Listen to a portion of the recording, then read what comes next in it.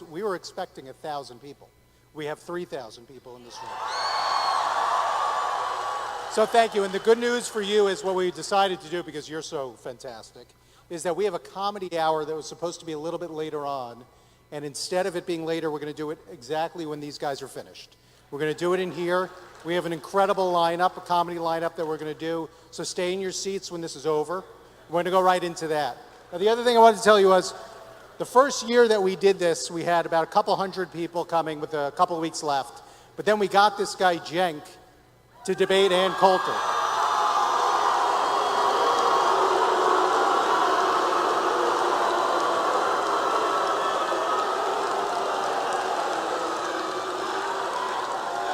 So all of a sudden, we ended up getting about 3,000 people that first year.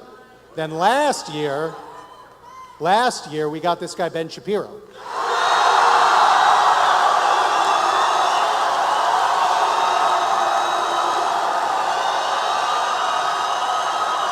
So we ended up last year we ended up with about 8,000 people coming to Politicon.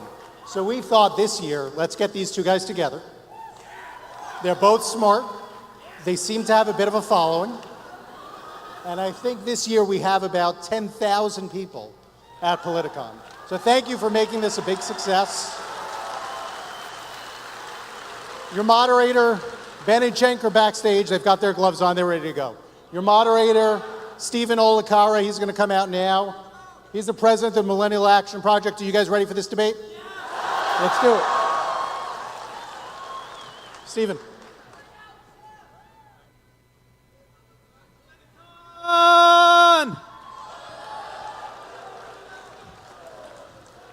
Are you ready for debate night at Politicon 2017?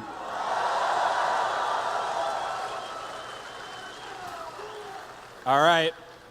Well, let's bring them out, the people you've been waiting for. First, editor-in-chief of the Daily Wire and host of the Ben Shapiro Show, Ben Shapiro.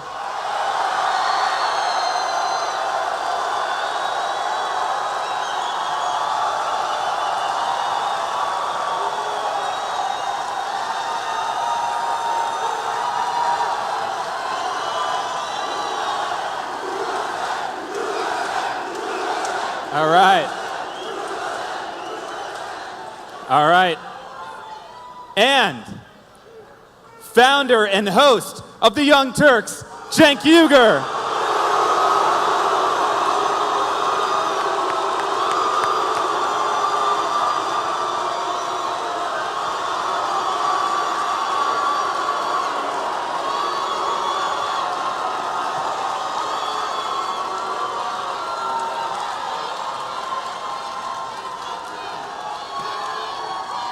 All right. If you guys can be a little more excited, that would be great. All right. Well, we're here to debate the future of the political parties.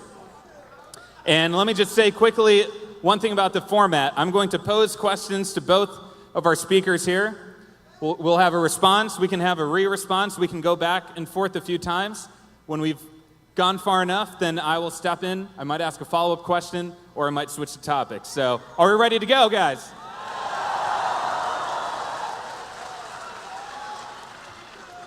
All right, well, let's start with one of the topics in the news today, and that's healthcare. And I'm going to start with Ben. Are you proud or disappointed in establishment GOP figures like John McCain, Lisa Murkowski, and Susan Collins for their vote on healthcare? So I'm wildly disappointed with the entire party. The fact is that we were promised a full repeal of Obamacare. They did not even attempt to pursue a full repeal of Obamacare. And the fact of the matter is that there's a significant gap inside the Republican Party about whether this should even happen or not. There are people who believe that the Obamacare regulations are an affirmative good. There was an attempt to basically leave all the Obamacare regulations in place and just remove the funding mechanism, which would have led to the exacerbation of the death spiral. The truth about healthcare is this. There are three qualities of healthcare that you can have. You can have affordability, you can have universality, or you can have quality. And you can have two of those three things, but not all three. Right? You can have universality, affordability, or quality. Two of those three things you can have. And one of the things that's happened with Obamacare is that you've gotten closer to universality, but you haven't gotten any closer to either affordability or quality. And the Republican Party seems to be falling into the trap of basically just copying what the Democrats do, except being worse at it. What they actually need to do is relieve the regulatory burden that is driving up the cost of health care, and they need to stop acting as though insurance companies' jobs is actually just to reimburse people for their bad health. If you join up with an insurance company and your health sucks to begin with, you're going to pay more because it's an insurance company, not a charity. Now, that doesn't mean that we can't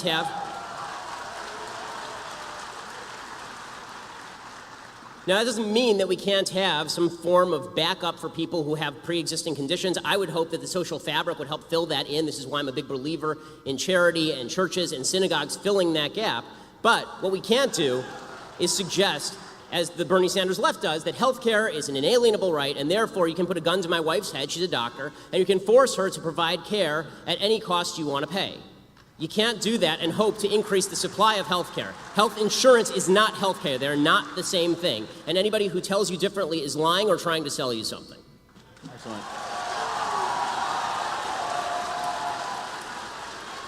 Cenk, your take on the healthcare vote. Great.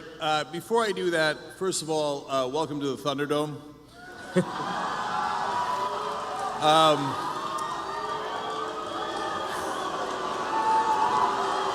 All right. Let's hear him speak. Yes. All Guys, right. wait till he does something. I mean, In all seriousness, the reason that I kid around about that is that I really want to make sure that Ben's opinions are heard and my opinions are heard, and that there's an exchange of ideas.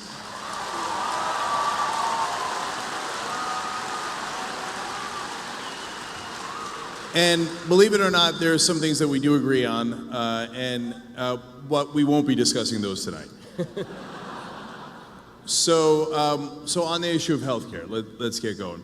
So the Democratic Party is incredibly proud that they defeated a bill that had 17% approval rating. It's a low bar, and I'm glad they held. The Republicans have a comical position, which is that why didn't the Democrats help us defeat Obamacare? Well, that's kind of because that was their idea, and why in God's green earth would they help you defeat their own plan? Now, is Obamacare enough? Not nearly. And there are a number of issues that we had as progressives with it, including lack of price controls. You left it in the hands of private insurance, and of course, them being corporations, which Ben kind of alluded to there, they're going to want to make money. And so that is very, very normal. And so I don't think that that was the right way to approach it, and it was originally a Heritage Foundation plan to begin with. So I believe that the right approach, and the one that Democrats should pursue next, although they probably won't, is Medicare for all.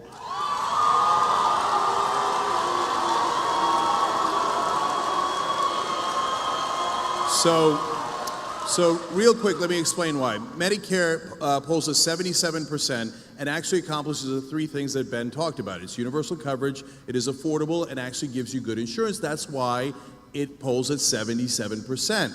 And Medicare for all now polling at 60%. Federally funded health insurance for everybody polling at 61%.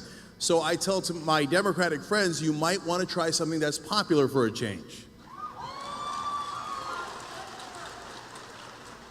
So, and finally, like on the idea that, hey, listen, everybody can't get health care. Well, this is not like furniture, which sometimes you allude to, Ben. You could have good furniture, bad furniture. I've had it all, right? That's optional. If you don't have good health care, you die. And so I view it as not something that capitalism should deal with, and I believe in capitalism, and I think they make great sneakers. But something that is about equality of opportunity. And you cannot have equality of opportunity if you're dead. So Medicare for all. okay. Go ahead. So a couple of notes in response to the Medicare for all shtick. So this is Bernie Sanders shtick, obviously. The problem with Medicare for all is that when people say that it's affordable, this isn't affordable to the person who has the Medicare. It is not affordable to the country. In fact, it is so unaffordable to the country that the state of California was a nut job leftist state, just refused to even pass Medicare for all because it would have immediately doubled the debt.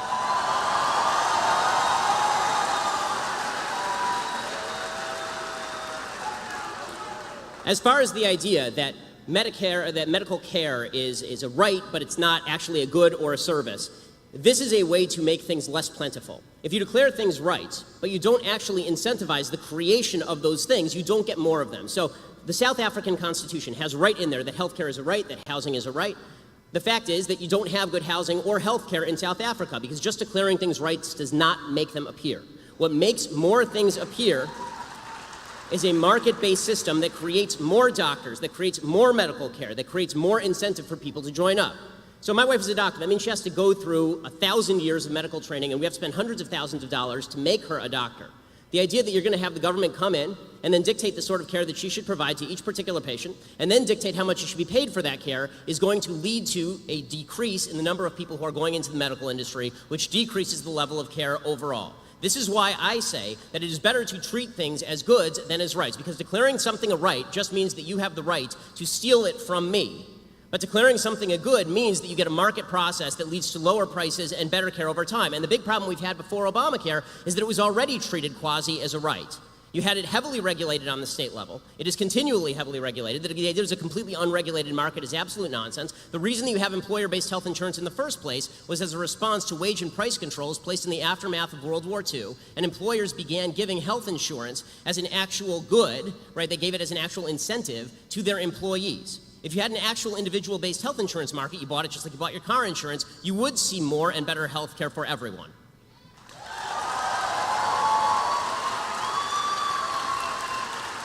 Yep. All right. So, Ben, I don't want to steal health insurance from you. I want you to be healthy. That's why I want Medicare for all. You just want to take my money and my wife's services. So, you know, Republicans frame taxes as stealing. That's preposterous. So if we don't have taxes, well, we can't do all the things that we want to do as a community.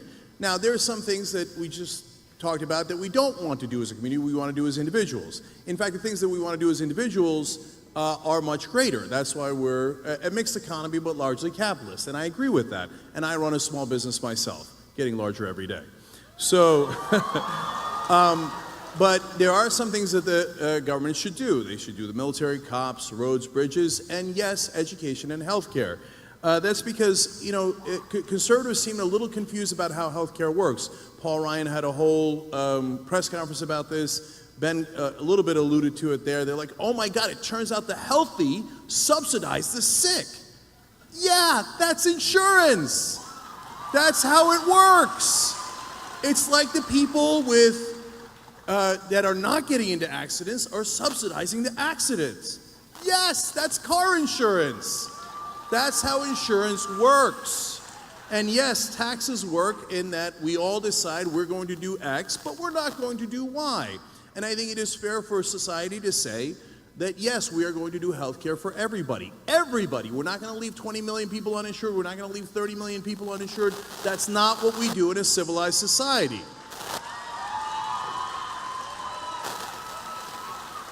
And from time to time, the attack against Medicare, they say, oh, it's an entitlement. Yeah, we paid for it through payroll taxes our whole lives. You're goddamn right we're entitled to it, because we paid for it. We paid for it.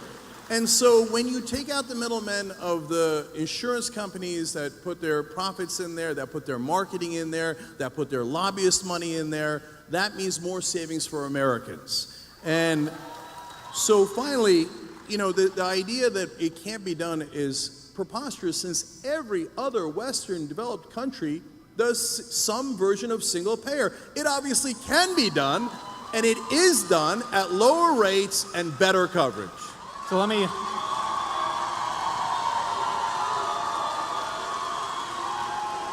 add something to this question, and you can respond to it if you want to, but Cenk referenced Paul Ryan. When the Republicans took control of Congress, Paul Ryan, the Speaker of the House, famously said, we need to switch from being an opposition party to being a proposition party. So what's your evaluation, Ben, of their efforts in that direction to unite the party and move legislation forward? I mean, we all have eyes. They suck at it. I mean, and Paul Ryan is not exactly my go-to guy when it comes to political acumen and genius. So I'd more want to respond to some of the contentions that Cenk was making about Medicare for all and single-payer health care. A couple of things. One, when you say we pay for it, that's not technically true. The idea that everybody who's paying into Medicaid paid for it and now they get out what they paid in is obviously not true. It is a redistributive program, and to pretend otherwise is just silly. The people who are paying the payroll taxes are not the people who are taking out through Medicaid, obviously. Can I just address that super quick? So if we're talking about Medicare, right? Not Medicaid. Right. So in Medicare, so you're both correct and incorrect. So it's not like I put in $20 and I get $20 back. That part is true. Right. But we all pay into Medicare together, and then we all get it when we are sick. Can I ask you a insurance. question? I have two questions, really serious questions. One, what is your ideal tax rate? Because it's going to cost a lot of money for a lot of this stuff. And two, what is your ideal level of medical care? Because the fact is that we can spend millions of dollars on people at end-of-life care. We can spend millions of dollars on surgeries and preventative care. I mean, healthcare is an expensive business, even under a single-payer system, which is why generally you end up with rationing. So what is your ideal level of healthcare that is provided to everyone, and what sort of tax rate are you proposing to subsidize that? Yeah, so those are very, very fair questions. So let's talk about taxes for a second. So conservatives agree or say all the time that the golden era of America was the 1950s and 1960s. Well, there's a lot of truth to that. Our economy was booming at the time, and we became the #1 economy in the world at that time. The tax rate for the highest bracket fluctuated between 70 and 91%. So that is when we were at our best. Now, I want to be clear. I'm also a businessman, and boy, that seems high. It does, okay? And one of the reasons my family were Republicans when I was growing up was because before Reagan came in, the highest marginal tax rate was 70%. So now we are nowhere near that. We have reduced taxes to bare bones, and we have shifted the taxes onto the middle class and away from the rich and corporations. So there is a much better balance to be had. And if you said to me, well, you're going to have $800 in taxes that are new, I say, wow, that hurts. But you're going to save $1,000 in premiums, deal. That is a deal I will take every time because I can do math. Okay. So that is the beginning of your answer to taxes. And then you said how much care. Well, so that is something that all the countries that do single payer or a version of single payer struggle with. And they have learned a lot of lessons. And if we stop saying, America's #1, we might actually just, first of all, on this issue, we're number 37. So, and if we looked at what Japan is doing so well, keeping costs down to half of ours and less, we might actually learn something from Japan, Switzerland, and other countries. And by the way, when we say Medicare for all, Medicare Advantage exists. So you can actually add private insurance on top of that, and I find that perfectly great. I have no problems with that at all. So that is the government making sure you don't die and actually lowering rates for you. And then if you want more insurance, no problem. So all this sounds great, except for the fact that Medicare, Medicaid, and Social Security eat up 66% of the federal budget every single year. The idea that all of these socialized medicine countries have it so much better than we do, particularly in terms of cancer care, is a joke. We are still #1 in terms of 5-year cancer survival rate here in the United States. And when you talk about top marginal tax rates in the 1950s, there are a couple of things that are worth noting. One, that was top individual marginal tax rates, not necessarily the business tax rate. We now have some of the highest corporate tax rates altogether in the industrialized world. And if you would prefer for us to destroy half of the world before we become the only country that didn't have its industrial capacity destroyed, which is what happened in the 1940s, leading to us being the only productive country on planet Earth, essentially, for the next 2 decades, I'm not with you there. I'm not really in favor of having a giant world war that destroys all industrial capacity across the West, so that we're the only people who actually have the capacity to produce anything and just markets that we can provide to. Right. So first of all, it is fair to say that, of course, the 1950s and 60s were different. We'd just come out of the war. So, but you have to consider all the different factors. So one was that factor, and the other factor that was the one I mentioned. So when Republicans and conservatives say, well, high taxes by definition will lead to slower growth, well, we know because of our experience in the 1950s and 60s that isn't true. Now, you can say there are other factors, but you can't say that the highest marginal tax rate being 70 or even 90% slows down growth, because it didn't. And it wasn't in Japan and Switzerland, it was right here. And by the way, as a guy who grew up Republican, I was surprised by that too. I was surprised that Finland's system of non-competition in schools worked, but it does. So we have to be open to facts and understand. So, and on the issue of where we're good and not good in healthcare, sure, there are different areas where we excel. But Ben, honestly, you're cherry picking there at one particular area that we're good. Overall, we're number 37. That is not a good result. Well, you have so to break down if what we're not that dying means. from cancer, we're dying from other things. It's empirical. We are not as healthy. And finally, this idea that corporations are paying the highest tax rate is both, again, true and untrue. The part that it's true is, hey, there's a rate of 35%. The part that's not true is they don't actually pay that. There is giant loopholes. And they've got $2 trillion sitting offshore, and they won't bring it in. And the reality is that if you look at the taxes from the 1950s, corporations used to pay about a third of our taxes, about 33% of the taxes overall. So they did their fair share, and that is fair. I don't want them paying all of it, but I want them paying a reasonable amount. Now, the share that corporations pay of taxes is down to 10%. You see what they did there? They did wealth redistribution. They took your wealth and redistributed it to them. Okay.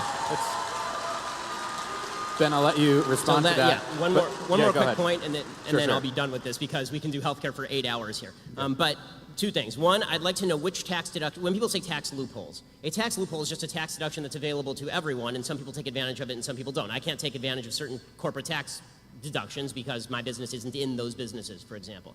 I'm sort of with you in the sense that I'm not in favor of tax deductions. I'm in favor of a lower tax rate and get rid of a lot of the tax deductions because I think that it's ridiculous that we have people gaming the system.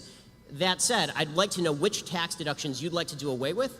And I'd like to know also when you say that corporations pay 10% of the taxes, right, and individuals pay the other 90%, okay, so that means the taxes are still getting paid to a higher rate than we ever have in our history in terms of the tax revenue to the government. The amount of tax revenue to the government right now is trillions of dollars every year. And final point here. You elided this question by saying we can learn stuff from Japan. The standard of care is the entire question when it comes to single-payer health care. That is the entire thing. If people felt like they were going to get the same access to care in a single-payer health care system as they did in a system where they can pay their own way, then we would have no controversy here. But the fact is that rationing is mandated as soon as you start having the government run the healthcare system and decide what level of care people get. So I don't want anyone deciding what level of care that I can get. I don't want anyone else to, they don't care about me. They don't know my child's name. They don't know my name. All they know is how much I cost. I mean, Ezekiel Emanuel is at least honest about this. Ezekiel Emanuel comes out and says, listen, I want to die at 70, right? I want to die at 80. That's fine with me. I'd rather die at that. Well, that's good for him. But if I don't want to die at 80 or I don't want my father to die at 80, it's none of his damn business.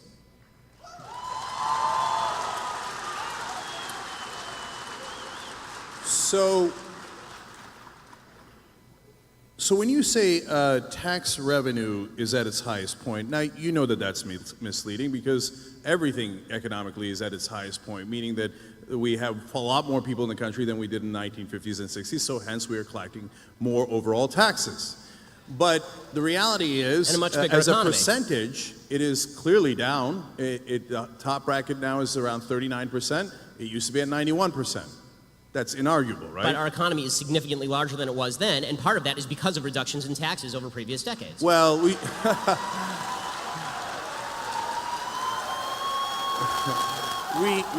tried supply-side economics. Hey, Kansas, how's that working out for you?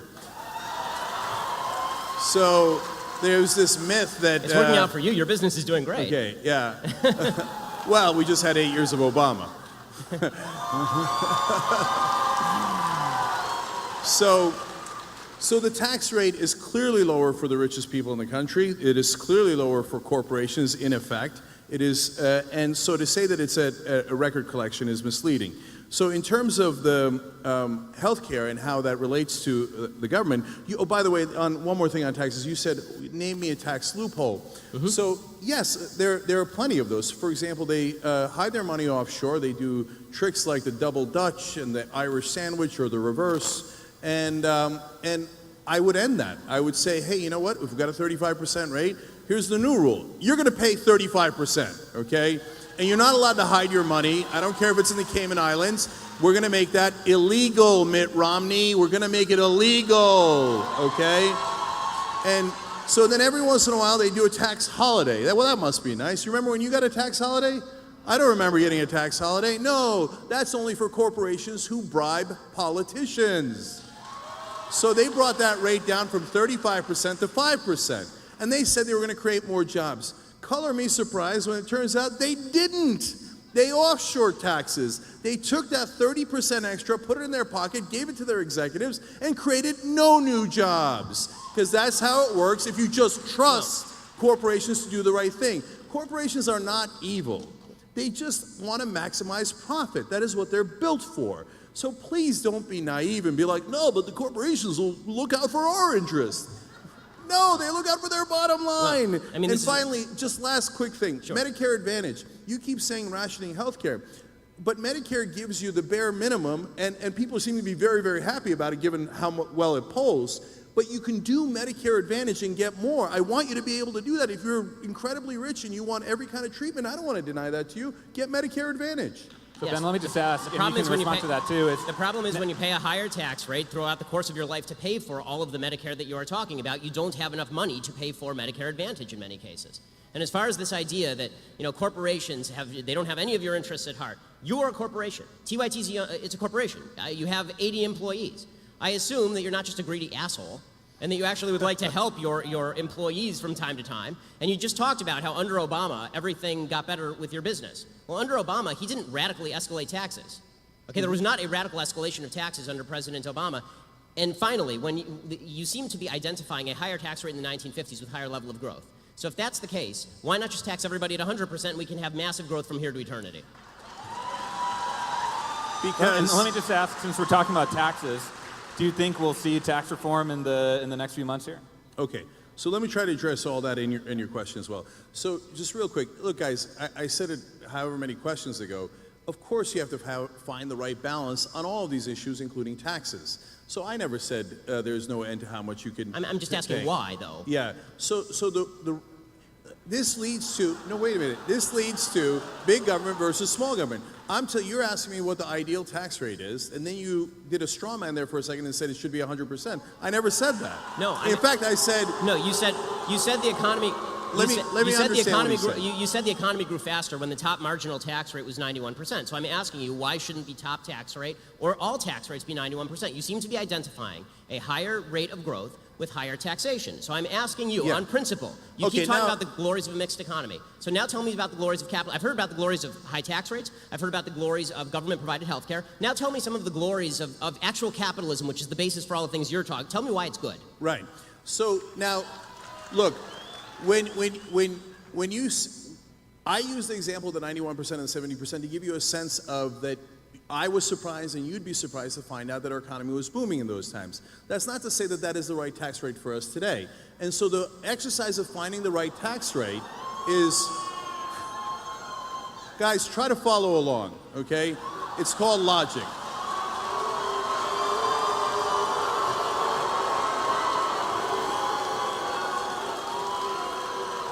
So it would be preposterous to set the tax rate at 0. It would be preposterous to set it at 100%. So what we have to do as a society is figure out where we can maximize the most amount of good for the country. Should it be closer to including 0 or revenue closer for to the 100? government, but not too much away from us. So, for example, the reason why when taxes are higher, it winds up being better for the economy is because it recirculates the money. So if you give it to the rich, this is hilarious. If you're uneducated, please at least don't make it obvious. This is the most interesting conversation on taxes I've heard. If you don't know the concept of recirculation of money, then go look it up. And so the way that it works is that when the middle class has more money, disposable income, they spend it. Why? Because they're not living in the lap of luxury. They're not saving it for their yacht. So they need to buy food for their family. They need education for their family. So they spend it and it goes back into the economy. If you just give it in supply side economics to the rich and hope that it trickles down on us eventually decades later, what they wind up doing with it is something that is logical. They save it. But that means it does not recirculate in the economy. And that is why when you have lower taxes, ironically, the economy does worse. But of course it's a balancing act. Okay, so now you're making a strong case for Keynesian economics, which is totally fine, obviously. The problem with Keynesian economics is that it doesn't even work in theory because, again, once you go to the logical extreme, which is remove all of the money from the rich people who are saving all their money and give it to all the poor people to buy hamburgers, that doesn't help the economy or spur the economy. What spurs the economy is a higher level... Right. What spurs the economy is the creation of new products and services, and that is only going to be done by people who have expendable capital to actually invest in the new products and services that we all enjoy. This is what creates economic growth. It's also worth noting that this myth that spending is inherently better for an economy than saving, that's only true if you're talking about somebody who's actually taking the cash and just shoving it into their mattress. Banks are in the business of lending. When they take the money in, they don't just stick it in Al Gore's fake lockbox. They actually lend the money back out to people to actually create new businesses and new products. You had an investor, right? When you started TYT, you were given $4 million by Buddy Roemer to start TYT. That's great. That's the way business should work, right? But that money it didn't come from a bunch of poor people buying hamburgers. It came from a very, very wealthy guy who gave you money to create a business a lot of people want to patronize. If you want better products and better services, you need more investment in the products and services. The basic name, trickle-down economics,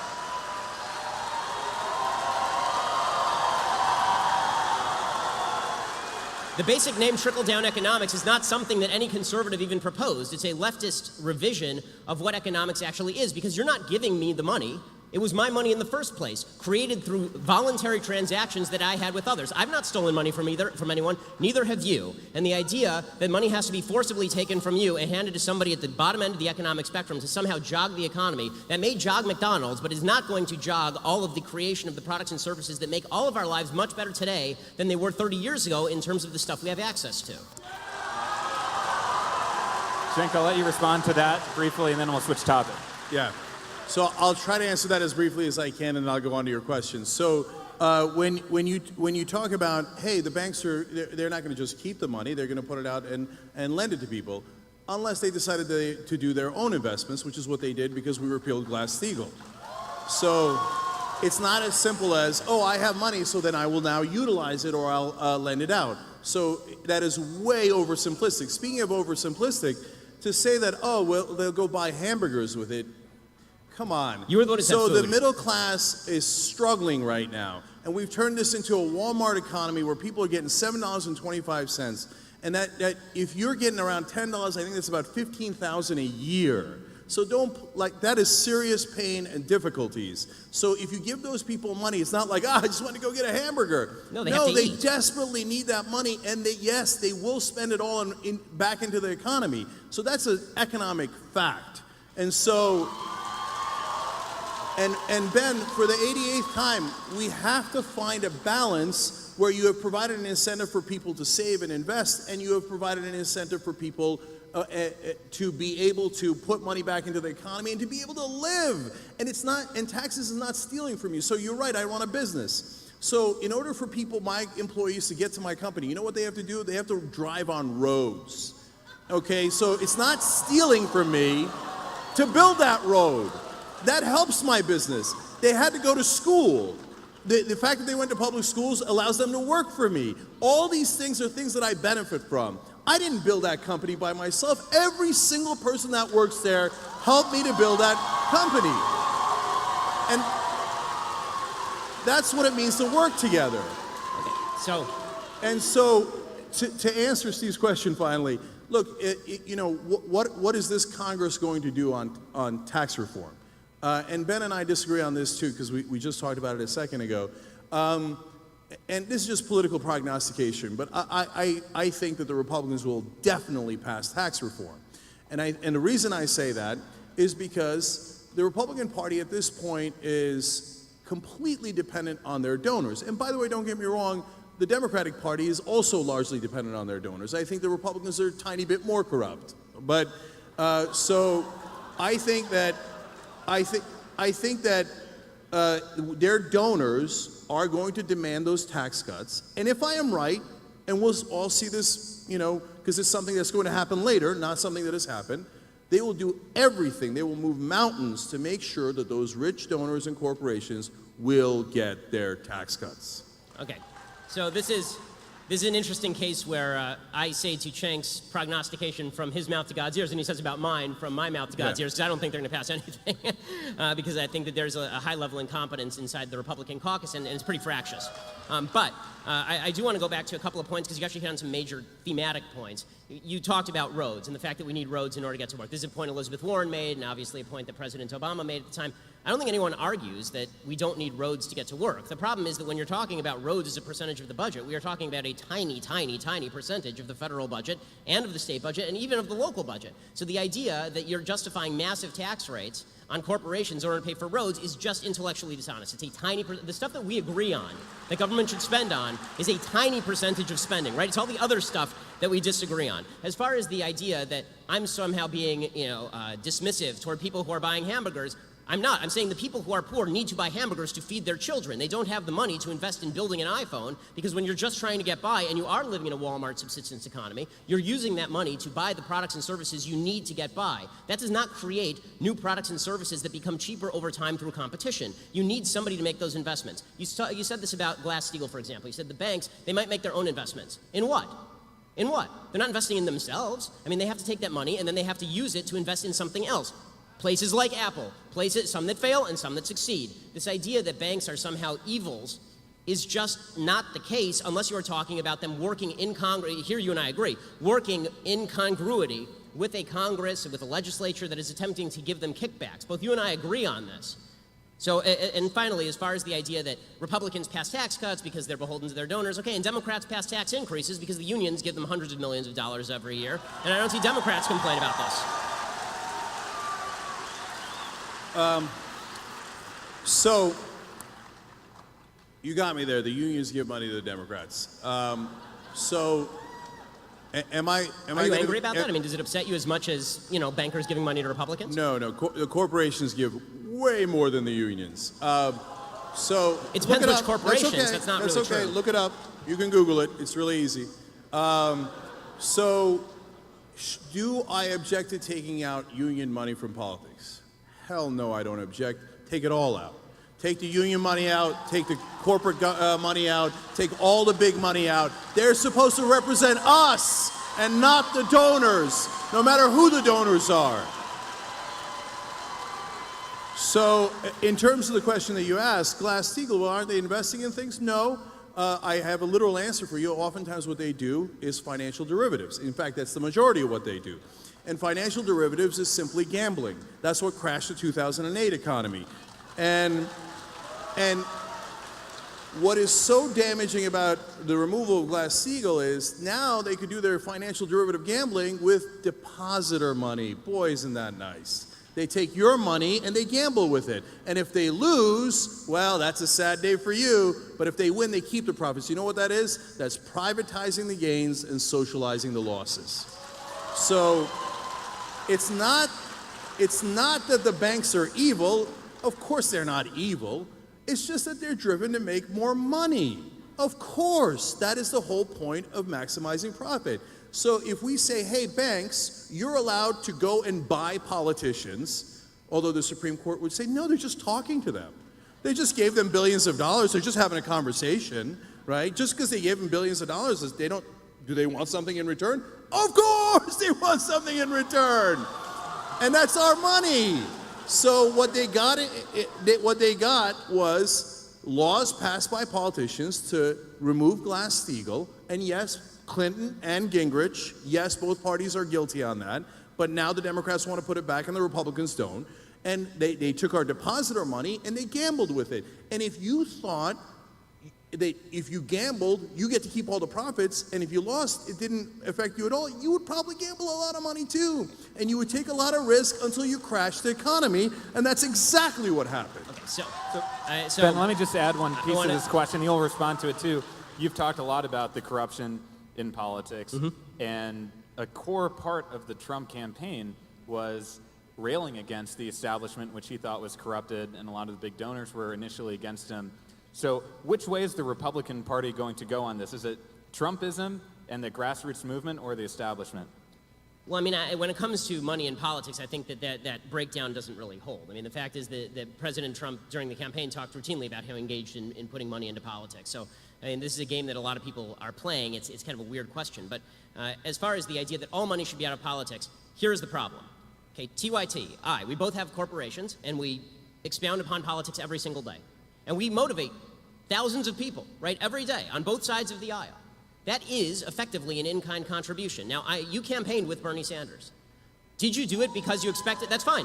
Did you do that because you supported Bernie Sanders, or did you do that because you expected some gimme for TYT in return? I assume you did it because you supported Bernie Sanders, right? Yes. So, okay. So, the point that I am making is to attribute to everyone else bad intent when it comes to political spending in politics, but to yourself, it's totally fine. And when it comes to other media entities that give in-kind contributions on a regular basis through their coverage, this is when the New York Times, which is biased to the left, spends an inordinate amount of time and money reporting on Mitt Romney's idiotic stories about how he was in high school and cutting a gay kid's hair in 1932. If you're saying to me that that is less impactful on the political sphere than a corporation, which is a group giving money to a political candidate for purposes of supporting that candidate, I fail to see how you can say for yourself that you are innocent in this, but everyone else is guilty. I don't believe that. Either everyone's guilty or everybody is innocent, or if you can find the actual cases of guilt where there's a quid pro quo, then we agree. That's prosecutable, right? Yes. So, other point. When you talked about the 2008 economy, you talked about Glass-Steagall and how this led to the crash. The real reason that the crash happened had far less to do with Glass-Steagall. I opposed the bailouts, by the way. It had far less to do with Glass-Steagall than it had to do with the fact that the federal government was actively promulgating the notion that corporations should give subprime mortgages to people who are not qualified as people who could take out loans. This meant that, as you say, corporations are not inherently conservative, they're not inherently free market, they're inherently profit-driven. So if they felt that they could give a bunch of subprime mortgages and this would inflate the real estate prices, and if things went wrong, they just foreclose on the nearest house, and the market just keeps going up and up and up, and they can just, as you say, turn these into derivatives and sell them on the open market by pretending that these are all good loans because they have government backing, then of course you're going to get an inflated, overheated real estate market. But the question there is not the workings of the free market, it's the combination that you like in a mixed economy, that I hate. Okay, I hate mixed economies in the sense that I don't believe that capitalism and socialism should be mixed, that corporatism is the solution. Okay, what you're talking about is corporatism. You're talking about Glass-Steagall, which freed the getting rid of Glass-Steagall, it freed the corporations to invest in a free market manner, but also they gave a bailout to all of these corporations by essentially incentivizing them to give a bunch of bad loans, knowing that if things went bad, then all the losses would be socialized. The problem there is not the free market. The problem there is a government that is acting as a backstop for bad decisions in the free market by profit-driven corporations.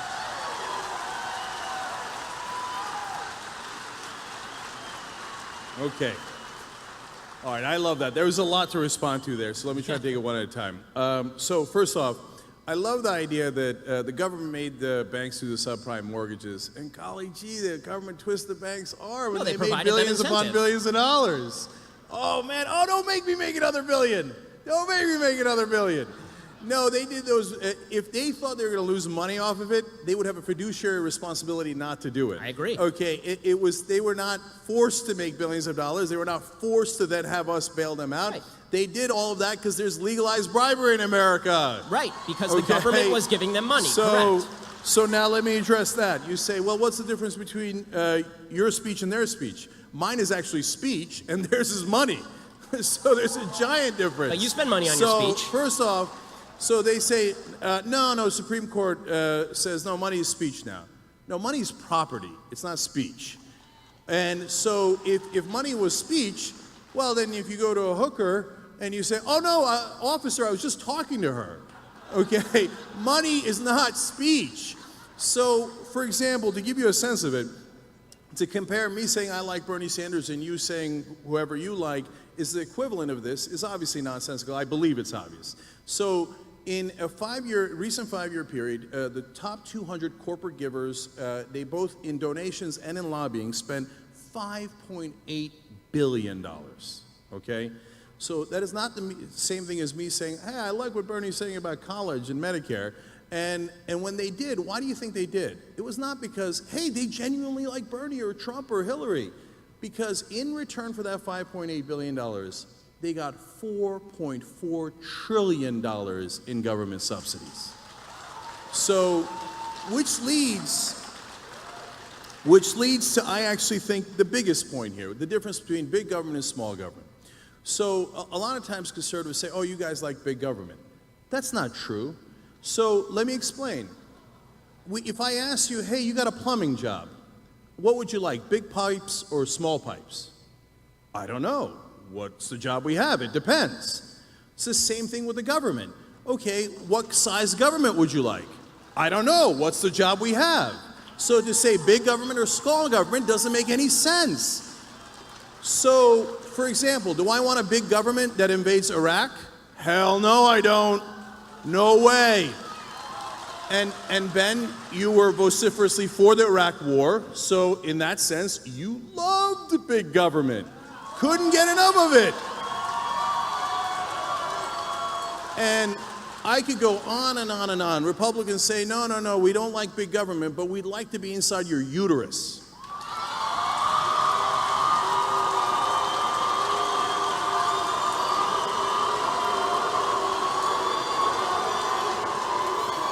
So just admit it.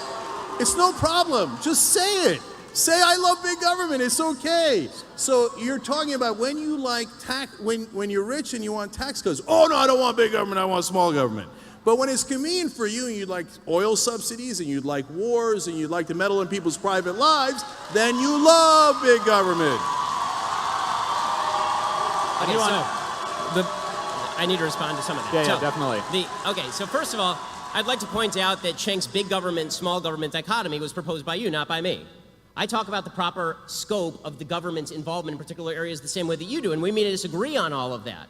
My point is that overall, if you're talking about the level of government spending, it needs to go down, and you believe that it really needs to go up. Okay, so it's disingenuous. It depends. Not on war, does it? No, but overall... Not on the war on drugs. Cenk, not on Cenk, so many of those wasteful programs. It depends, but let me... Overall, you want the finish. federal budget increased. Overall, I would like the federal budget decreased. To pretend that this is not true is to lie. Okay, and when you suggest that there is no difference between, we just have different visions of what the government should cover, these things cost different things. Okay, the war in Iraq was very expensive. You know what's more expensive? Social Security, Medicare, and Medicaid. All of these are vastly more expensive than the war in Iraq and Afghanistan. We paid into it. Now, as far as this, again, going back to this idea that, again, I don't like this big government dichotomy any more than you do, in the sense that you say, well, it's big government for the government to get inside people's wombs. And I say that it is the government's job to preserve life, liberty, and property, and one of those things is life.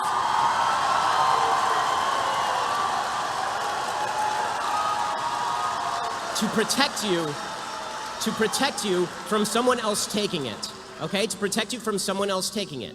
Now, when it comes to the idea that all money in politics is bad, again, I ask you, final question, final point on, we're going through 10 points at a time here, but final point here. When you say money in politics is bad, again, I ask you, Buddy Roemer gave you $4 million to start TYT. What did he expect in return? Should he not have given you money? Was the money not speech? It was just money, after all. It's just like a hooker, I assume. So are you the prostitute? How did this work?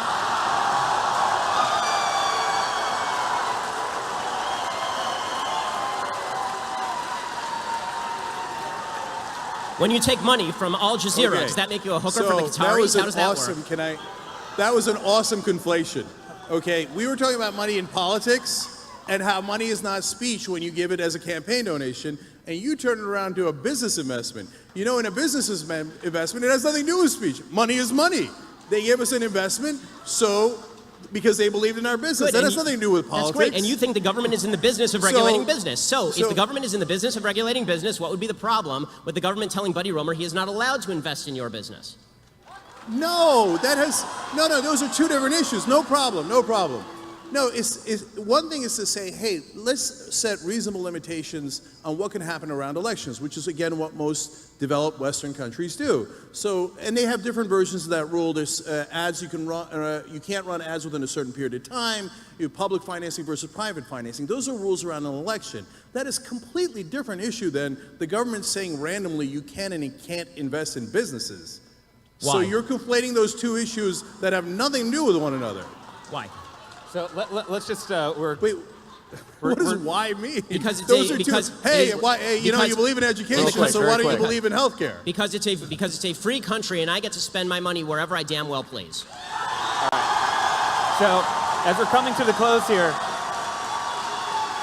We're going to do one more. Okay, I gotta ask him. All right, very quick, So very you quick. damn though. well please. Okay, so when the Koch brothers or Bloomberg or Soros puts in hundreds of millions of dollars into elections, you think, well, I just do them because they're good guys and they damn well please buying all those politicians. Or you think, no, the politicians would never be affected by hundreds of millions of dollars in legalized bribes.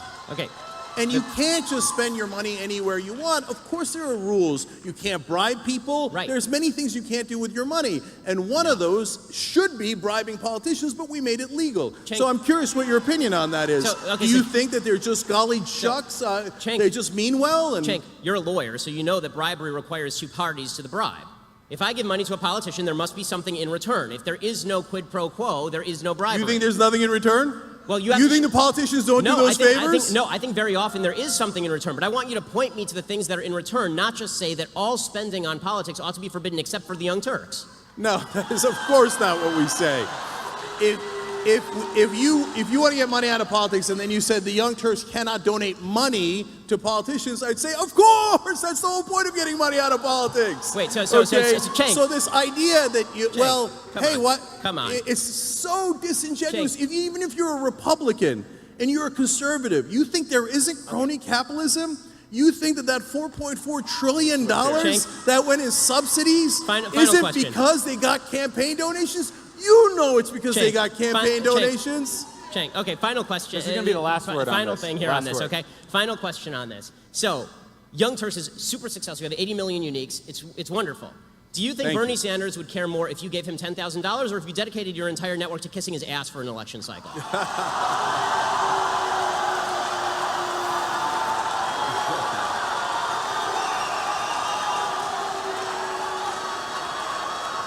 All right. So, two things about this. First of all, I think you and I will agree. That what we did in praising some of Bernie's programs, a lot of Bernie's programs, but not all. For example, I disagreed with him on guns, and I thought Hillary's education program was slightly better than Bernie's. And by the way, I agree with Republicans on the Export-Import Bank. So it's not blind allegiance. That is not what we do, not remotely, okay? Second of all, I think you'll agree with me that the mainstream media kissing Hillary Clinton's ass for 2 straight years was a much bigger problem. Would you outline? Now, the distinction that you're asking for, you're asking for, and now I've answered, I think, 4 times is, one is speech, and by the way, protected, you said life, liberty, and pursuit of happiness. I think we all agree to that. I got a big applause line. I also agree. And in our Constitution, the First Amendment is right to speech and freedom of the press. So that is that rubric. Money is not in the First Amendment. There is no right to spend money on politicians. Money is money, speech is speech. All right, so let's do rapid fire now as we come to the close here. I think, by the way, there's wide agreement about the corruption in politics, maybe different ways of how to deal with it, but this has been a very good conversation. So I'll go first to Ben. As we look at 2020, what will be a winning message and who will be a winning candidate on the Republican side in 2020?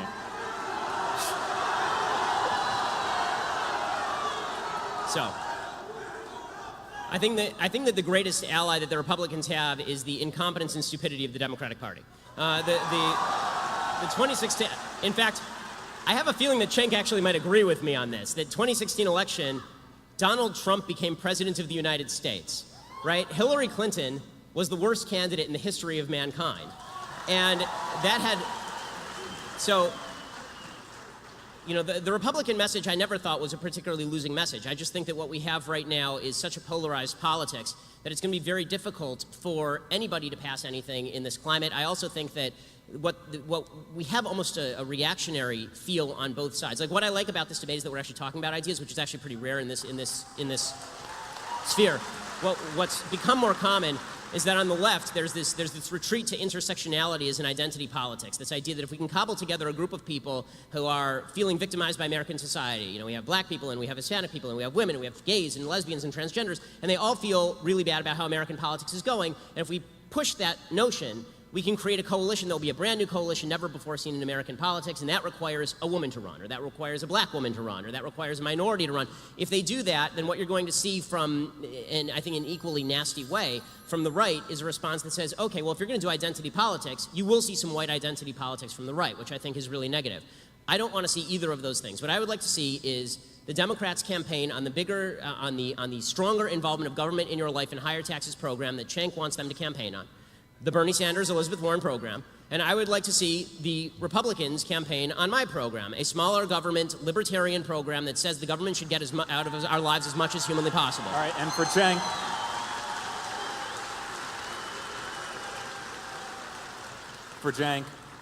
what will be a winning message and who will be a winning candidate for Democrats in 2020? Yep. So Wouldn't it be weird if this ended up being the stage? That's what I told you guys backstage. This is a presidential debate. Okay, so look, Ben, you said earlier that you didn't set up the big government, small government paradigm, but you just said you want them to run on a small government Yes. platform. A less involvement in So Americans' again, lives, yes. small government doesn't make any sense. So let's break it down. You asked me about particular issues, so I'll give you one. So you were in favor of the Iraq War. That cost us at least $1.5 trillion. Then people turn around and say to Bernie Sanders, well, I mean, college for your kids are middle class. That's unaffordable. That's way too much money. You can't do that. That costs $75 billion a year. First of all, college for your kids, you know what that's called? That's called the American dream. And for one Iraq war, for the cost of one Iraq war, we could have gotten 20 years of free college for all those kids and the American dream. So it isn't about big government or small government, it's about what do we do with the money. So that $1.5 trillion could have gone to us, could have gone to the middle class, could have gone to a better economy. Because when you go to college, you come out, you start businesses, you engage in this market, and you make things better, and you employ people. We could have used that for us. Instead, we wasted it in Iraq. And, by the way, I believe, Ben, you want to get tough on Iran, you want to rip up the deal, etc. If you thought the Iraq war was a waste of blood and treasure, wait till you get a load of what happens in Iran. So we're not going to make that mistake again. We're not going to make that mistake again. So what would I run on? Look, this idea of the identity, that Democrats run on identity politics, and some of them do. But let's not forget that Republicans do the same and worse. Who was the one who came up with the Southern strategy? That was the Republican Party. And the Southern strategy was, let's go get racist white voters in the South. That's a fact. So, once again, it's this wonderful capitalist invention called Google. Google it. So, two Republican chairmen have said, yes, we did do that strategy, and we apologize. So that's a fact. They're the ones who invented identity politics. So when you like identity politics when it serves your interests, but all of a sudden when we say, hey, can black people have the same rights as white people? Oh, identity politics. Can gay people have the same rights as straight people? Identity politics. It's called equality. Look into it. It's called America, okay? All right, well, I think we now know. USA!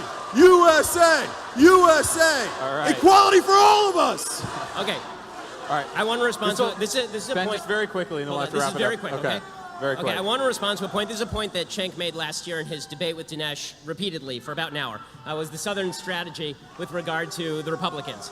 Okay, I'd like to point out the idea that the entire South solidly moved into the Republican category because of the Civil Rights Act is historically false and has been debunked multiple times by people ranging from Sean Trent at Real Clear Politics to professors at the University of Pennsylvania. And there's a bunch of ways to debunk it, including the fact that the Congress did not switch Republican in the South until 1994. Okay, did it take 30 years for the racists to realize what was going on? 21 senators from the South were Democrats. How many of them became Republicans after the Civil Rights Act? The answer, 1. The other 20 stayed Democrats. In 1952, Eisenhower did not win a ton of the South. Eisenhower did win, however, 7 states in the South in 1956, after he sent federal troops down south. The reason that the Republican Party started to win in the South. It began in the 1950s, not after the 1964 Civil Rights Act, and it was largely due to the movement of industry down south. It was new fringe members of the Republican Party, younger members of the Republican Party, who switched over to the Republican Party in the South, not old Democrats, who remained old Democrats and are still old Democrats today. So I'm going to jump in here. Okay, I got it. Real quick. You're right. Very quick. By the way, This will be the last word. Jimmy Carter launched his 1980 campaign at the headquarters, that town in Alabama that was the headquarters for the KKK. So to pretend that it was only Republicans playing the bad and evil race strategy is just a lie. All right. Okay. Last word. So This will be the last word. that was him responding to his own thing. Okay.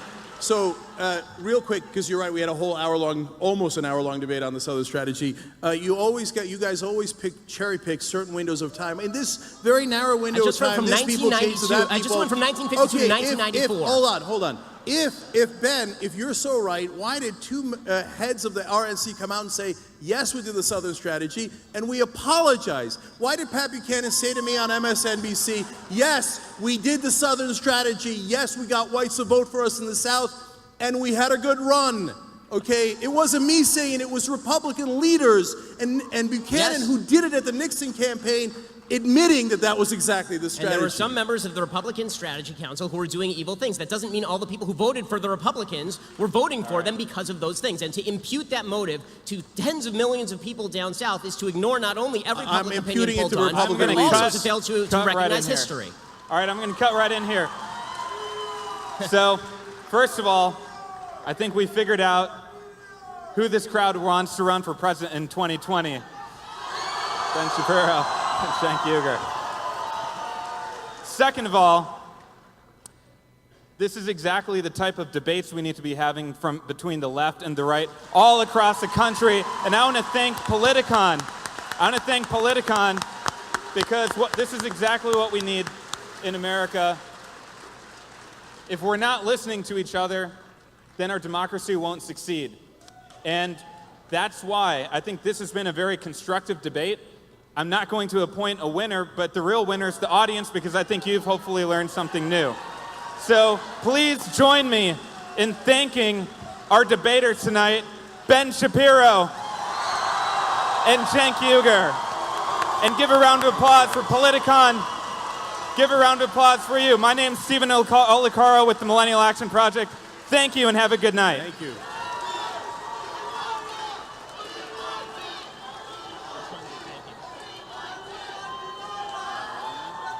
Hello.